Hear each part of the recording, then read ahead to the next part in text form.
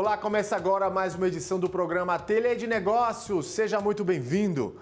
Aqui você descobre que é possível empreender com produtos artesanais. Hoje a gente conversa com a gestora empresarial Gisele Flauzino. Ela que vai comentar sobre o case que vamos assistir daqui a pouco. Mas antes de a gente conversar com ela, vamos conhecer o negócio do Pedro Monteiro Luna. Vamos ver? Na tela.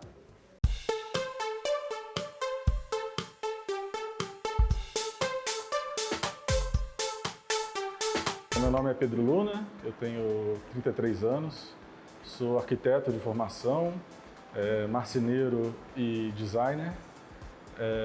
Eu tenho um estúdio aqui na Galeria Metrópole, chama Molu.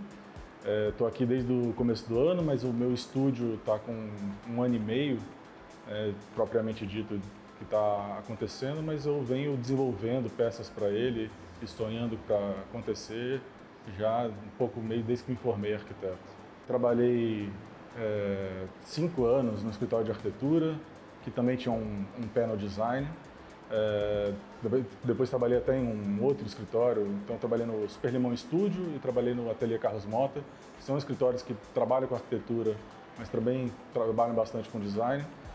Desde que me formei arquiteto, eu me interessei bastante por design de produto e eu comecei a ver a marcenaria como um caminho para isso, quis me especializar, principalmente a ideia de especializar num material para entender as técnicas de fabricação dele, o processo, para desenhar a partir disso.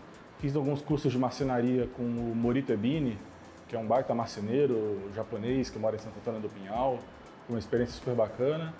E depois de um tempo trabalhando no Super Limão, eu abri uma marcenaria e serralheria. Eu tinha como principal cliente o meu escritório de arquitetura, então foi ótimo, eles confiavam em mim, me passavam serviço e eu fui ganhando bastante conhecimento em marcenaria e serralheria com isso. Mas o objetivo principal era o design de produto e enquanto eu tive essa empresa, eu fui prototipando peças, testando vontades, desenhos que eu já tinha, usando essa estrutura que eu montei para eventualmente ter um volume, criar um Instagram, criar uma página. E aí eu tive a felicidade de ser convidado por um curador para participar de 2 exposições, uma aqui em São Paulo que eu já acompanhava desde que vim para São Paulo, e uma outra em Milão, que é o Fórum Salão de Milão, e eu vi isso como o pontapé que eu precisava assim, para iniciar a empresa, e foi meio que isso que me levou a criar a Molu.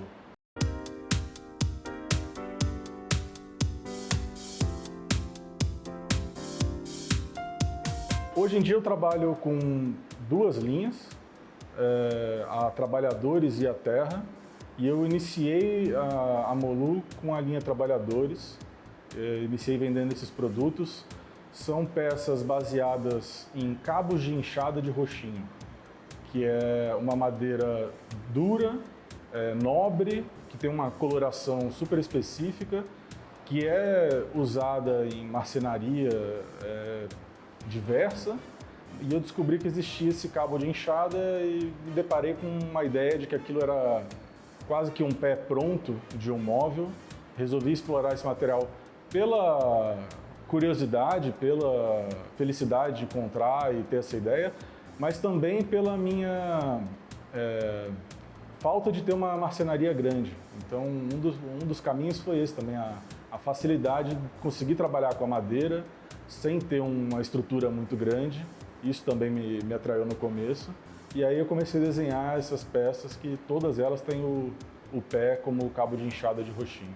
Desde a faculdade eu comecei a experimentar, né? Eu acho que muita gente começa na marcenaria. Eu sempre tive interesse no design e eu acho que a madeira, para muitas pessoas, acaba sendo aquilo que é mais tangível, mais fácil de transformar. Você consegue, comprando poucas ferramentas, trabalhar isso em casa. E é uma coisa que foi, ao longo de anos, surgindo. Gosto muito da marcenaria, mas também gosto, hoje em dia, de não me limitar a ela. Minhas peças acabam, hoje em dia, tendo mais metal até do que madeira. Eu acho que o metal também eu descobri como uma forma de diminuir processos. Hoje em dia eu trabalho muito com corte a laser em metal e é curioso que dessa forma eu consigo aproveitar um pouco do meu conhecimento de arquiteto, que é desenho 2D, né, para gerar os arquivos de corte. É uma bagagem que eu tenho da graduação. E então acho que as escolhas dos materiais têm muito a ver também com as facilidades dos processos.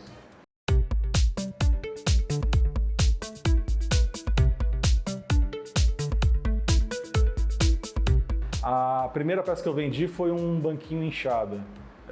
E para mim é legal que tenha sido isso, porque é uma peça icônica para mim, porque ela surgiu do uso da madeira, o cabo de enxada de roxinho, mas é uma peça que usa também a própria ferramenta. São 3 enxadas cortadas em ângulos e soldadas uma na outra, e foi uma coisa que surgiu do desenho a partir do cabo de enxada, e que se tornou um pouco o caminho que eu passei a explorar no design, que é a ressignificação de objetos, de ferramentas, de peças cerâmicas, objetos que eu chamo de objetos cotidianos. Então, para mim, esse banquinho é bem uma síntese desse trabalho e eu fico feliz que tenha sido a primeira venda numa feira. A minha produção, inicialmente, foi feita dentro da minha antiga empresa de marcenaria e serralheria, que não era uma grande estrutura, mas eu consegui, enquanto eu atendia clientes de serralheria, eu conseguia desenhar uma peça e botar dentro da serralheria a prototipagem de uma peça.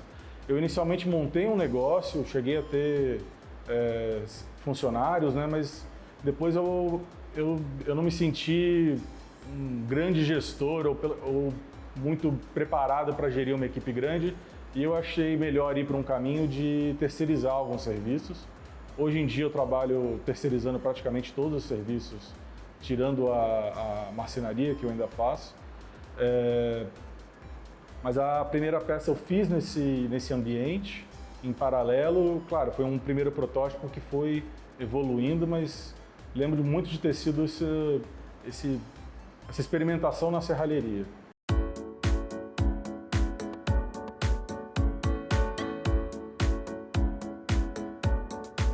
Depois do primeiro pedido, a demanda foi crescendo, mas é uma coisa que foi gradual, né? Eu acho que o design de produto ele existe muito um investimento, um posicionamento de marca, um investimento em fotografia, um investimento em matéria de jornalismo, no próprio Instagram.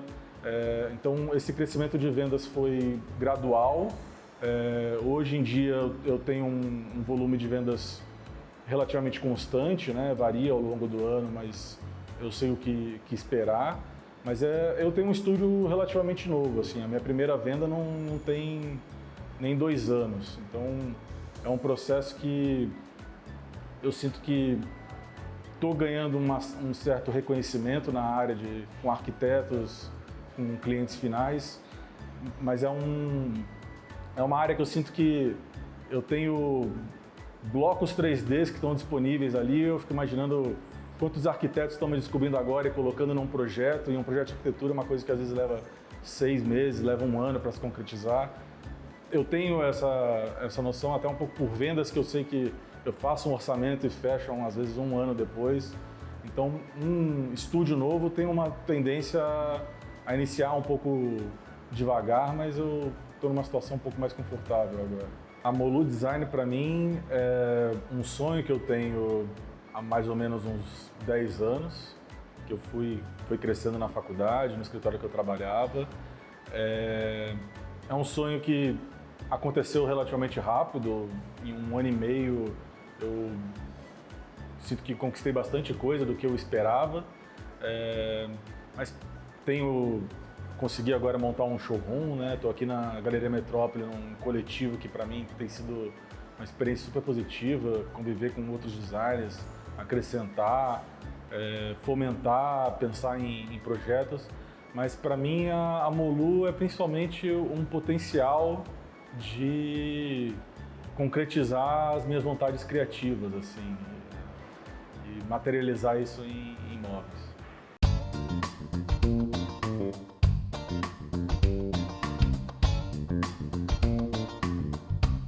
Eu acho que se eu fosse dar uma dica para o Pedro de 8 anos atrás, recém-formado em arquitetura, seria não ter tanta pressa, talvez, em ficar tendo vontade de abrir um negócio de móveis, que é uma coisa que eu sempre quis, sempre fiquei, desde o meu estágio em arquitetura, ficava imaginando em alugar um lugar, montar uma marcenaria, montar um estúdio, ficava elaborando contas na minha cabeça de como concretizar isso.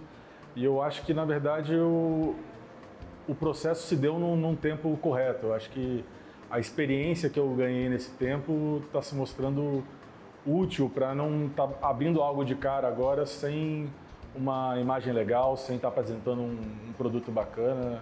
Eu sinto que existem, claro, processos, né, da empresa que eu ainda estou descobrindo, mas que eu vim descobrindo nos últimos 4 anos, talvez, de como montar uma empresa, processos talvez mais burocráticos, com o meu contador, alguns atalhos, alguns processos que eu tenho hoje em dia de organizar, saber quando realmente investir num protótipo, quando é hora de talvez segurar um pouco mais o caixa.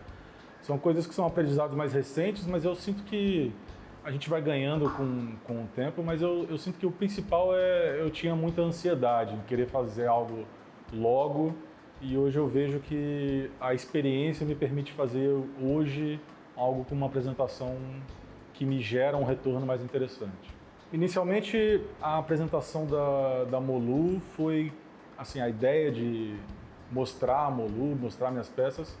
Pensei inicialmente, vou criar um logo, vou criar um nome e criei um Instagram, uma coisa bem sem compromisso, mas para poder divulgar os primeiros protótipos que eu achava que tinham um potencial comercial.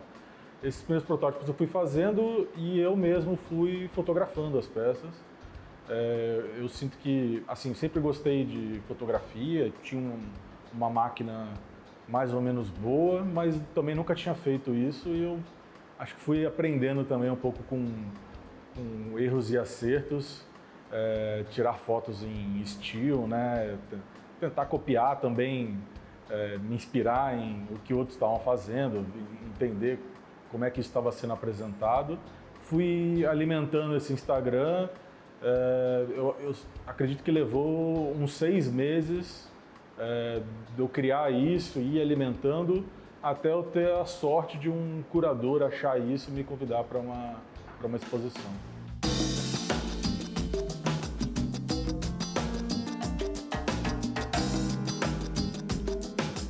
Hoje em dia eu utilizo bastante o Instagram, talvez menos do que eu deveria.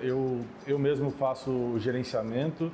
Eu já estudei terceirizar isso, acho que muita gente fica um pouco nessa dúvida, mas eu resolvi investir talvez em outras coisas e eu mesmo faço esse gerenciamento. Tenho, claro, a ajuda da minha esposa, sempre dá um pitaco, sempre está repostando coisas para mim, fazendo fotos para mim também.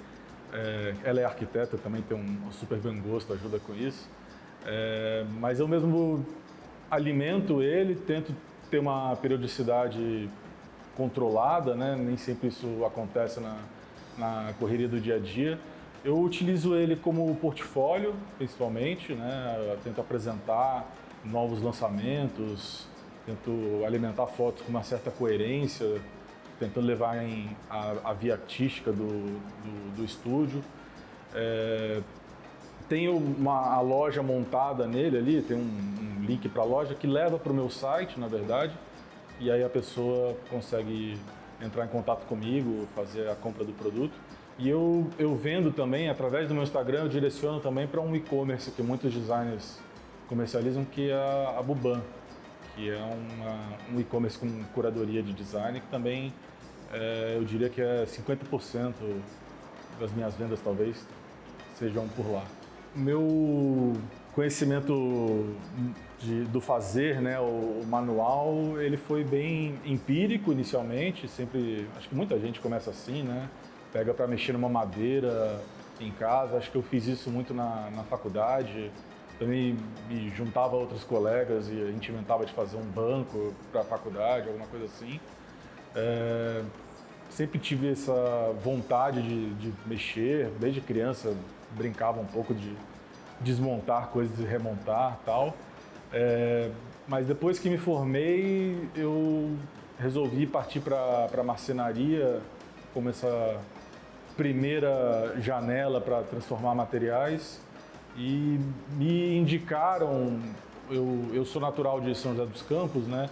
E aqui no Vale do Paraíba, perto de São Paulo, e me indicaram o Morito Ebini, que é um japonês que mora em Santo Antônio do Pinhal, fez faculdade de marcenaria no Japão, tá, acho que há uns 30 anos lá em Santo Antônio, montou uma baita estrutura, super reconhecido entre os designers, entre os marceneiros, assim, um baita mestre, e ele estava iniciando, hoje em dia acho que está bem mais, muitas pessoas já fizeram esse curso, mas ele estava iniciando turmas de introdução à marcenaria 100% manual, uma marcenaria bem tradicional japonesa, uma coisa que quase te assusta, quase você fica com medo de, pô, eu nunca vou chegar nesse nível de perfeição que ele tem, mas é uma coisa que te abre uma porta para aprender a mexer no material com certa propriedade, falar agora eu consigo fazer isso, agora eu consigo entregar algo para o meu cliente que eu sei que tem um bom acabamento, eu sei que tem uma boa durabilidade, entender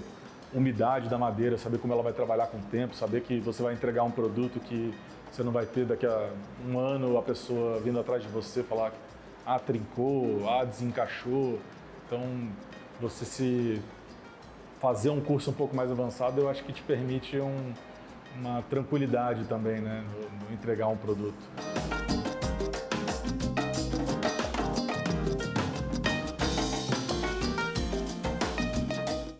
Que inspiração o trabalho dele como arquiteto, marceneiro, não é mesmo? Bom, daqui a pouquinho a gente vai falar mais sobre o empreendimento do Pedro com a gestora empresarial Gisele Flauzino. A gente vai para um rápido intervalo e na volta a gente segue com esse bate-papo. Até mais!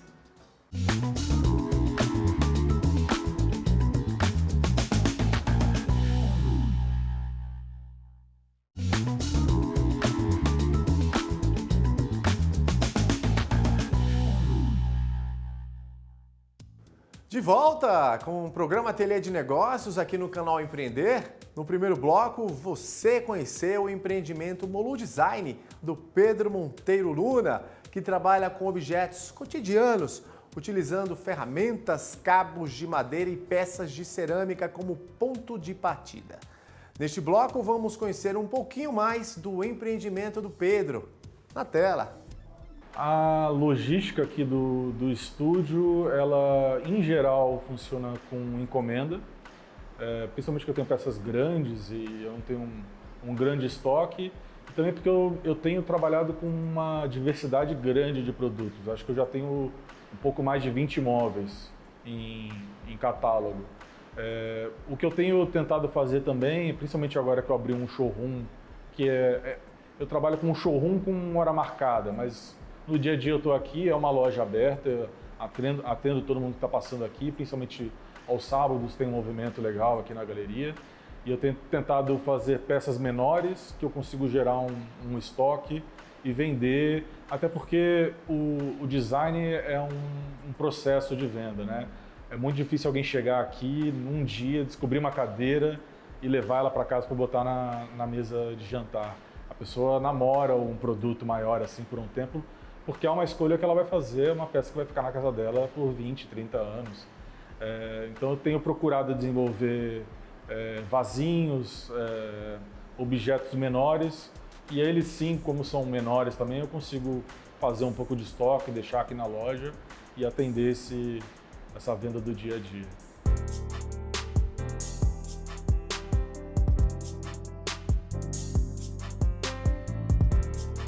Já aconteceu de eu ter pedidos que as pessoas pedem muitas vezes variações de tamanhos, principalmente tem um carrinho e um aparador que eu até anuncio ele tem tal medida, mas ela pode ser customizada para você. O fato de eu fazer peças com corte a laser me dá muita facilidade para isso, eu só estico a dimensão, a gente tem que fazer algum estudo de material, saber como vai se comportar. Eu tenho um aparador de 1,60 m, se a pessoa pede com 2 metros, tem que fazer um certo estudo de como isso vai se comportar, né? Você não vai abaular, mas tem uma facilidade grande. O que já aconteceu de forma um pouco mais inusitada de venda é a pessoa pedir uma cor muito fora do meu catálogo, e o que às vezes é uma coisa que a gente tem que pensar, às vezes sugerir um meio termo, porque eu tento trabalhar com uma linha artística, meu pensamento, né, construtivo das peças. Eu tenho variação de cor, cada linha que eu lancei com 3 cores, mas eventualmente surge alguém pedindo uma cor assim. Eu trabalho com pintura eletrostática, não é uma pintura automotiva, onde eu vou numa loja e compro uma cor, uma latinha e pinto. Então, a pintura eletrostática tem uma certa limitação. Você chega lá, eles têm um catálogo de umas 30 cores, mas muitas dessas cores são cores bem básicas, assim, básicas no sentido, né, um azul, bem o azul normal, assim. Então, eu apresento para a pessoa a cartela possível, mas faço indicações, né? Mas nunca tive algo muito inusitado, alguém pedir uma cadeira que é verde, pedir um rosa pink, mas eu acho que a gente também se desdobra um pouco para atender bem o cliente, né? O meu queridinho de vendas, ou os queridinhos, são justamente peças que eu entendo como mais comerciais, mas principalmente mesinhas laterais. E o que eu digo como mais comerciais eu tenho 2 linhas, 2 coleções que eu lancei. Elas são baseadas em materiais ressignificados, transformados, que é o cabo de enxada, as próprias ferramentas e depois as peças de cerâmica. Então, as linhas surgem de peças mais artísticas, mais conceituais, a trabalhadores surgem de banquinhos, que são feitos com as próprias ferramentas, que eu entendo que são peças bem conceituais e talvez menos comerciais, o que ajuda muito na divulgação da peça, no interesse de curadores, de outros designers, de arquitetos, em verem uma coisa diferente, verem uma coisa inusitada, talvez uma sacada legal. E isso ajuda a dar visibilidade a outras peças que, por exemplo, na linha trabalhadores, eu tenho peças que têm o cabo de enxada como elemento, mas que aí são feitas toda a parte de metal em corte a laser. Eu tenho uma mesinha que o tampo é em metal, eu tenho um carrinho e um aparador que estão aqui na loja também, que são, você olhando para ele você vê mais o metal, tem um pensamento que veio dessa exploração do cabo da enxada, mas tem uma forma, um desenho, uma estrutura um pouco mais tradicional, assim, eu diria, e que acaba tendo um pouco mais de aceitação e vendem mais para o público em geral.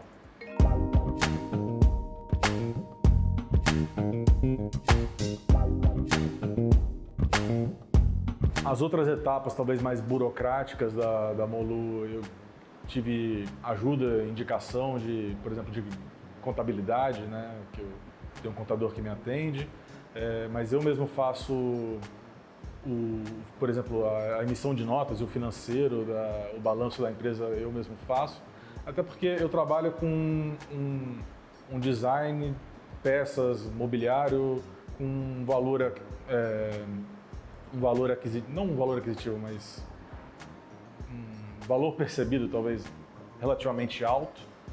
Então eu tenho uma tiragem relativamente pequena de peças, então é fácil até fazer esse controle. Imagino que eventualmente eu vou precisar de alguém para me ajudar com isso, que é uma parte que eu não gosto muito, né? Acho que alguns criativos sofrem com isso. Me divido, na verdade, em vários setores, né? Tem o setor de criação, planejamento, né, da empresa, pensar o que eu vou lançar no próximo ano, me adequar. Acho que o design de produto tem uma certa agenda de feiras, né? Tem Design Week, que acontece no ano que vem.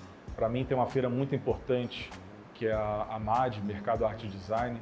Então são feiras que, em geral, não exigem, mas é meio pressuposto que você vai levar uma novidade, e isso acaba norteando também, e é super um incentivo interessante para ter uma renovação, um lançamento, uma peça todo ano, algumas peças, né?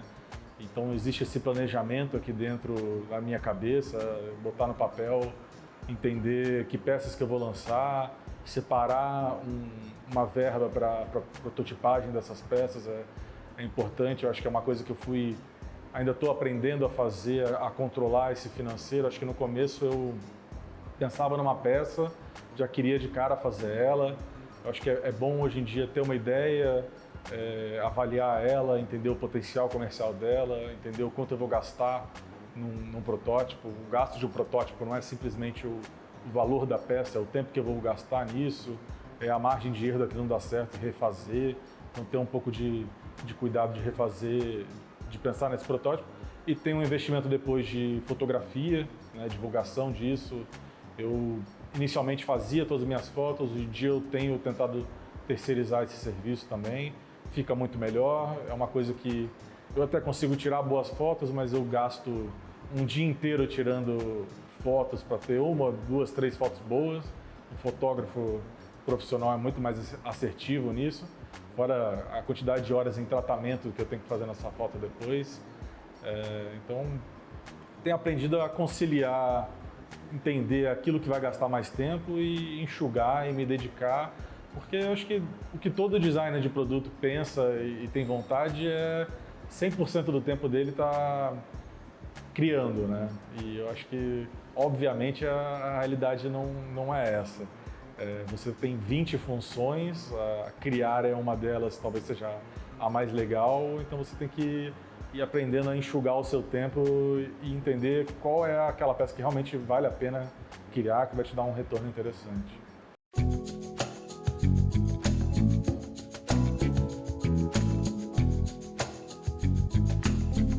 Eu tenho fornecedores muito diversos. Eu acho que a parte de metal talvez seja toda de São Paulo.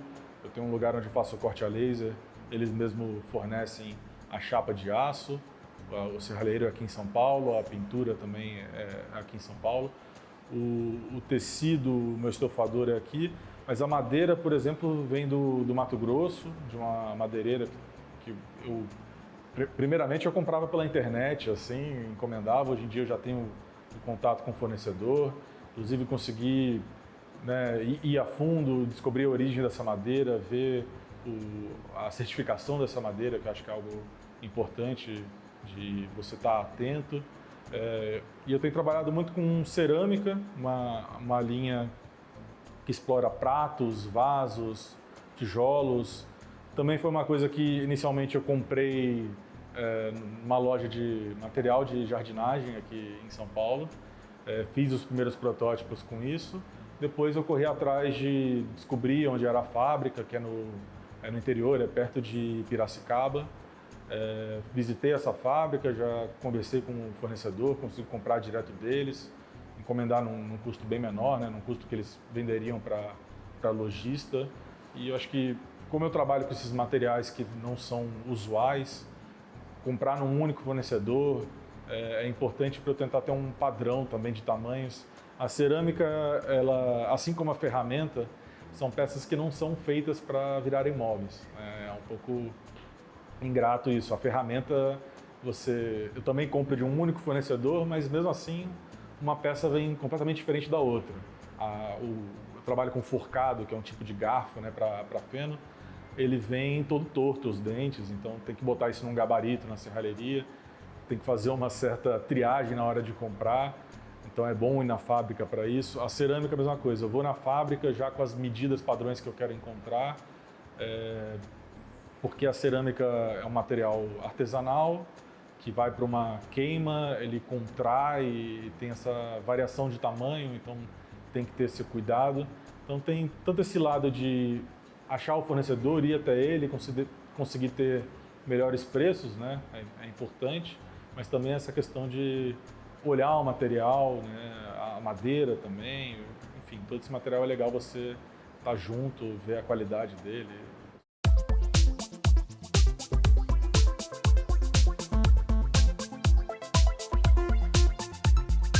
Eu acredito que com o crescimento que o estúdio tem tendo, eu tenho conseguido criar um pouco mais de estoque de algumas matérias-primas, não muita coisa, mas com certeza mais do que eu tinha no começo. E é uma coisa que me permite ter um certo desconto com meus fornecedores, tanto na madeira. Antes eu comprava um pacote de 12, agora eu já compro 48, às vezes até mais. É uma coisa que me dá desconto com o fornecedor, uma coisa que me gera economia com o frete, porque eu trabalho com muitas matérias-primas diversas, com muitos fornecedores, e aí eu inicialmente tinha um gasto grande, que não era uma coisa que eu computava bem, com a logística, com o meu tempo, com ir buscar as coisas. E a gente vai se acostumando com fornecedores, acostumando a encomendar as coisas. Muitas eu ainda busco no corte a laser e levo, mas é tudo uma coisa que o volume vai me dando facilidade de desconto. O próprio corte a laser, inicialmente, talvez seja o lugar que seja a maior indústria que eu trabalho, que você chega lá, uma estrutura grande, eles atendem indústrias e fazem 1000 peças de alguma coisa. Inicialmente eu sofria para atender o pedido mínimo deles, hoje em dia já é mais tranquilo atender, e quando eu tenho a encomenda de uma peça que não me atende o pedido mínimo deles, eu faço essa peça em dobro e talvez mais algumas outras que eu sei que são as peças que vendem melhores, e eu encaixo sem muito problema nesse pedido mínimo. E outras peças menores também, a cerâmica, vale a pena para mim ir até a fábrica, encher o meu carro com peças, medir todas elas, saber que está no tamanho do que eu preciso, e eu vou ter um custo muito menor, que eles fazem um custo de fábrica para mim, muito melhor do que eu ficar comprando aqui em São Paulo essas peças. Encarar o design de produto no sentido do financeiro é difícil para muitas, pelo que eu convivo assim. A perspectiva, eu acredito que a longo prazo é muito interessante. Você está sempre complementando o seu catálogo. Você tem o potencial de estar criando. Eu tenho um estúdio que tem 2 anos mais ou menos, e eu acredito que eu tenho uns 30 produtos que eu tenho em catálogo, uns 20 que estão aqui na loja, e é uma coisa que está sempre se complementando. Eu acho que é importante estar sempre gerando, não pensando só no longo prazo para ter uma grande quantidade, mas eu acho que a novidade tem sempre seu peso no design. Eu trabalhava como arquiteto num escritório de arquitetura, e eu acho que também é uma coisa que se aplica no design, que você ganha experiência estando num estúdio interessante. Eu acho que isso é fundamental. Eu acho que talvez existem, claro, pessoas que são prodígios, conseguem de cara abrir um estúdio de arquitetura ou de design e deslanchar, pessoas super talentosas, mas eu acho que é super importante você se inserir num contexto de alguém que já está, né, trilhando esse caminho há um tempo, sofrer um pouco, né, ser mal pago no começo.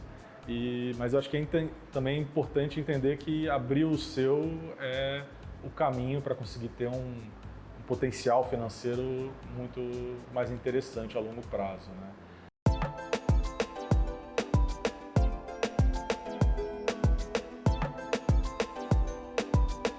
Eu diria que, como empreendedor, a maior dificuldade é ainda estar com tantos trabalhos concentrados em mim. Eu cogitei já contratar alguém para me ajudar. Eu acho que provavelmente é o próximo passo do showroom aqui da Molu, é ter alguém atendendo, alguém que consiga, né, estar no dia a dia do showroom, mas que consiga me ajudar também com a parte de criação, modelagem, desenho principalmente. Eu tenho uma demanda grande de fazer um desenho técnico para levar para a serralheria e não precisar estar lá tanto no dia a dia. É uma coisa que quero fazer, resolvi adiar um pouco, principalmente porque eu achei que investir aqui no showroom era a principal demanda da empresa. Eu achei que isso daqui era o que me permitiria chegar num alcance maior, e eu acho que tem se mostrado uma boa escolha. É lógico que a minha carga de trabalho é grande, né? É uma coisa, são muitas funções concentradas em mim, mas acho que foi uma escolha boa. O futuro da Molu, para mim, é não muito diferente do que já está acontecendo. Assim. Eu sinto que eu idealizei o que eu tenho hoje por muito tempo. O próximo passo é dar continuidade ao que eu estou entendendo que é uma rotina anual de novas produções, conseguir atingir mais públicos. Eu tenho trabalhado num modelo que talvez não seja comum a muitos designers, que é ter uma criação de peças e também uma produção de peças. Eu vejo que muitos designers têm um estúdio onde se preocupam mais com a criação, a comercialização, a promoção dessas peças, mas não a produção. Ao mesmo tempo, eu sinto que eu tenho conseguido terceirizar a parte dessa produção, que é importante para eu conseguir me dedicar a outras funções.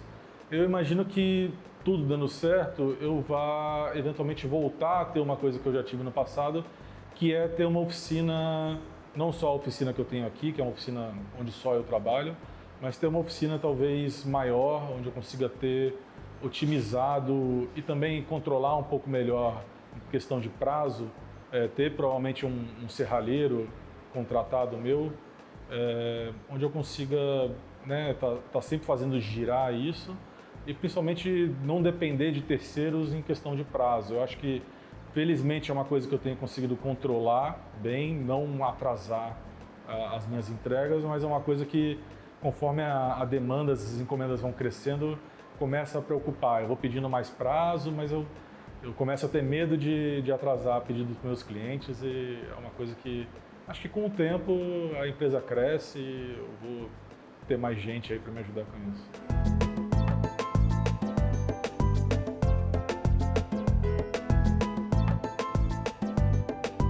Bacana a história do Pedro, que a gente segue explorando depois do intervalo. É um instantinho só.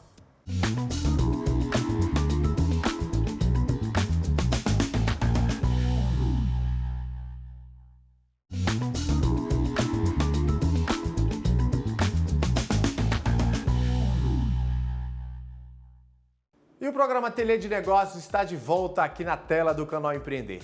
E a gente conversa agora com ela, Gisele Flauzino, gestora empresarial.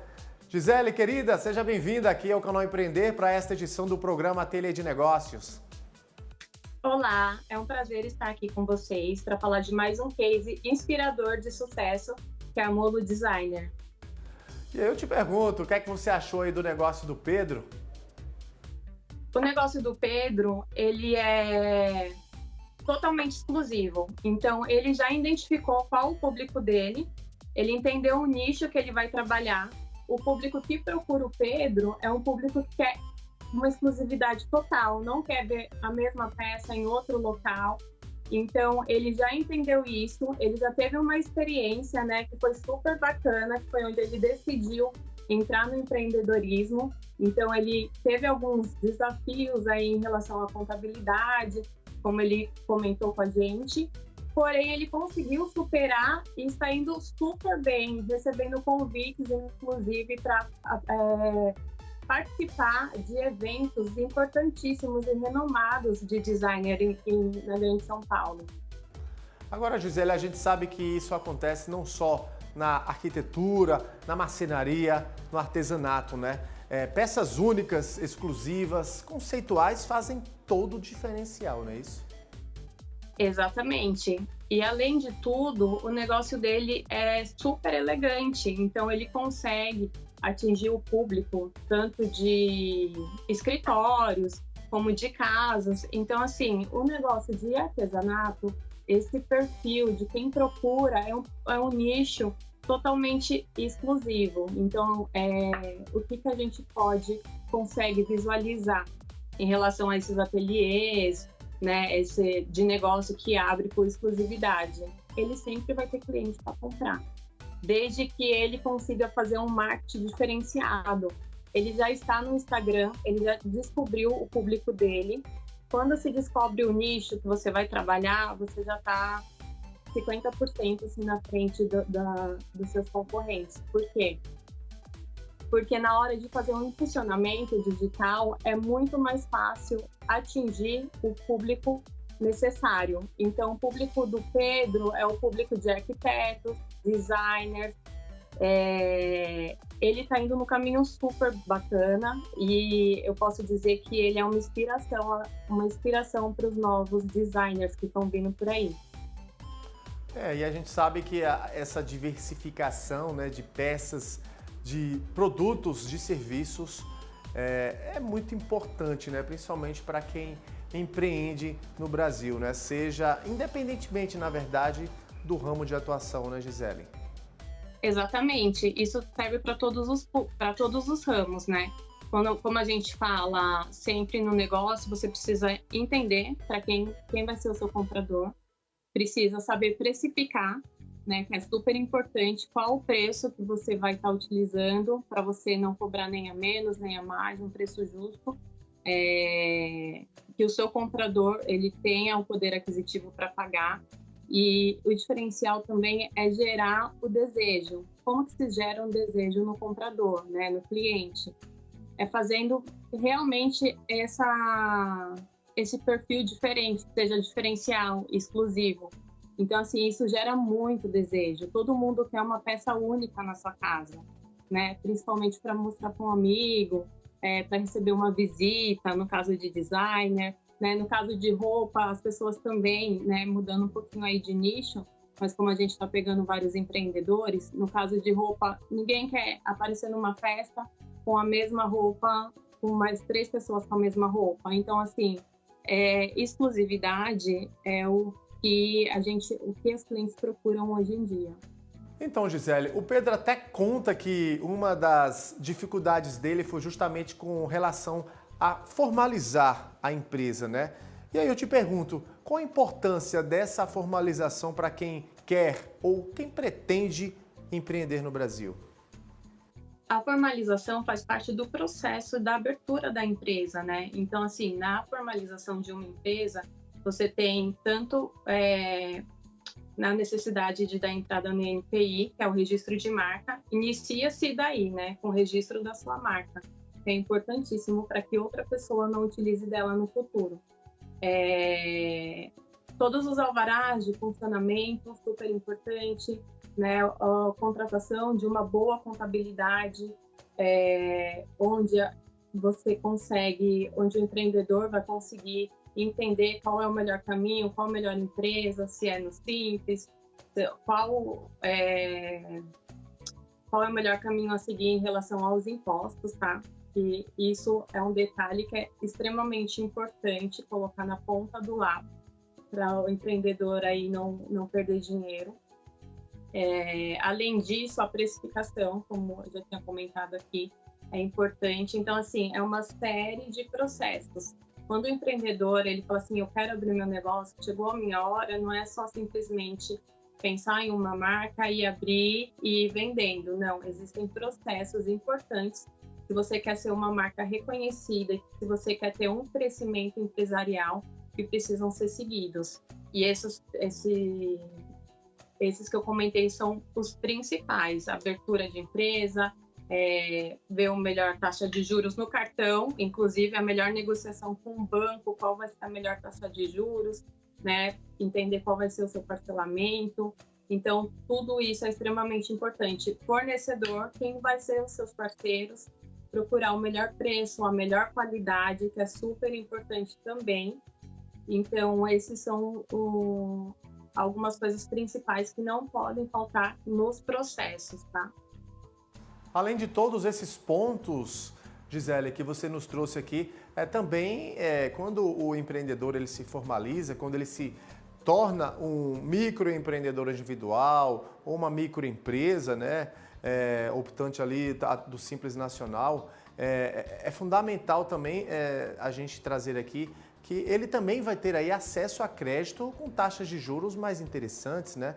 Ele vai poder também conseguir formalizar e conquistar, na verdade, mais clientes, porque ele ali vai poder emitir nota fiscal, ou seja, ele vai ter ferramentas para justamente alavancar, né, escalar o negócio dele, né? Exatamente, Bruno. Esse é o caminho correto para que a sua empresa dê certo e esteja sempre formalizado para trabalhar com tranquilidade. A gente percebeu, né, Gisele, o quanto que o Pedro também se dedica e investe em ferramentas digitais, né, nas redes sociais e tal. O quanto é importante, né, o empreendedor ele estar presente ali no mundo virtual, utilizando aí da internet para melhorar as vendas e atrair cada vez mais clientes, consumidores. Sim, exatamente. A internet é fundamental nos tempos de hoje, quando a gente vai procurar tanto no Meta, né, que é Instagram e Facebook, fazer os impulsionamentos, sempre estar postando novidade, lançamento, mostrar também, fazer storytelling de como funciona, como ele cria essas peças, né, gerar valor ali para as peças. Também utilizar o Google, que é super importante, quando as pessoas vão procurar por uma peça diferenciada, as pessoas vão escrever lá no Google, quero uma peça, uma cadeira diferenciada, uma cadeira exclusiva e que apareça a marca dele. Então, as redes sociais, a internet hoje é importantíssimo que o empreendedor esteja conectado com ela. E sempre com uma constância também de posts realizados, né, contando sempre as histórias, mostrando os locais. No caso do Pedro, ele também participou da Casa Vogue, fazer uma matéria sobre isso, um postzinho, um vídeo mostrando. Então, isso é muito importante para gerar valor e credibilidade da marca dele.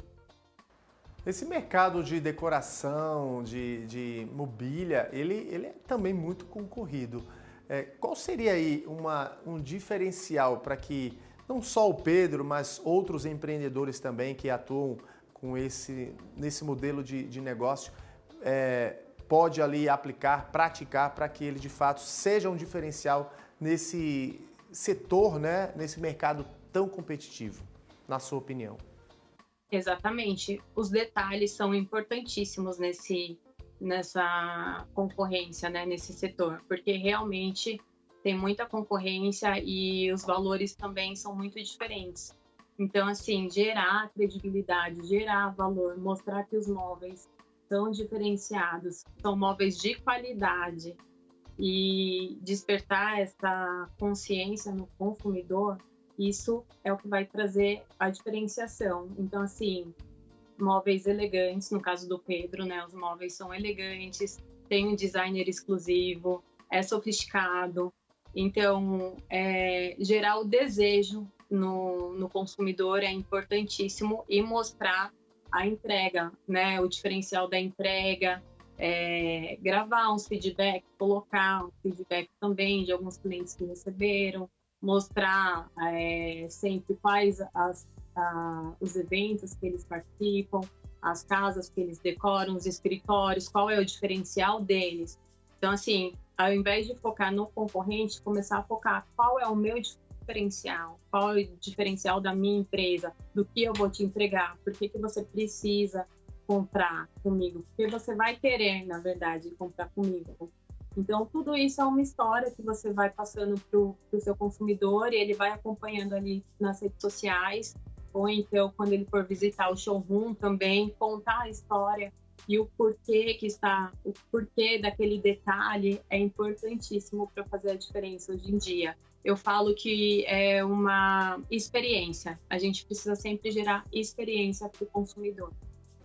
Gisele, para a gente finalizar, você como especialista empresarial, que orientação ou orientações você passa aqui para quem está em casa nos assistindo, para aquele empreendedor, para que ele não cometa os mesmos erros de outros empreendedores que infelizmente tiveram de fechar as portas? Atualmente tem vários cursos, treinamentos, né, que vocês podem estar fazendo. No Sebrae mesmo tem treinamentos bem específicos, tem os vídeos, né, que a gente tem aí o canal do Sebrae, que sempre ajuda muito os colaboradores. São várias dicas preciosíssimas Então, não pense que você vai entrar sem conhecimento, você precisa ter um mínimo de conhecimento do negócio, né? Além de ter muita coragem, paixão pelo que você vai empreender. E você precisa ter parceiros importantes. Se você puder andar com pessoas que são desse ramo, que tenha outras experiências também, isso vai agregar para você. Mas importantíssimo, você sempre procurar inovação, conhecimento e bons treinamentos. E, além de tudo isso, entender, né, a necessidade, a dor do cliente, do consumidor, e também olhar para o seu vizinho, para o seu concorrente, né, até como forma de poder aí precificar o preço do seu serviço ou produto, né, Gisele? Exatamente. Esse é o que vai fazer o diferencial. É o cuidado com o consumidor, a experiência que você vai levar, a entrega que você vai ter. Isso vai gerar uma experiência incrível e a gente sabe que quando uma pessoa gosta, ela vai indicar, então a sua marca vai ficando muito mais conhecida, vai fortalecendo a marca. É isso aí. E temos o Sebrae, né, como você bem falou, essa entidade que pega no braço, abraça a causa do empreendedor, né, e faz com que ele de fato se torne um empreendedor de sucesso. Exatamente. E o Sebrae, o bacana do curso é que ele vai falar os detalhes, todos esses processos que a gente comentou aqui hoje. Então, nos treinamentos, nos cursos do Sebrae, você vai entender os processos que são extremamente importantes, tá? Para o seu negócio ser duradouro. Gisele, adorei conversar contigo, falando aí sobre esse universo do empreendedorismo, mais especificamente falando da Molu Design, esse empreendimento do Pedro.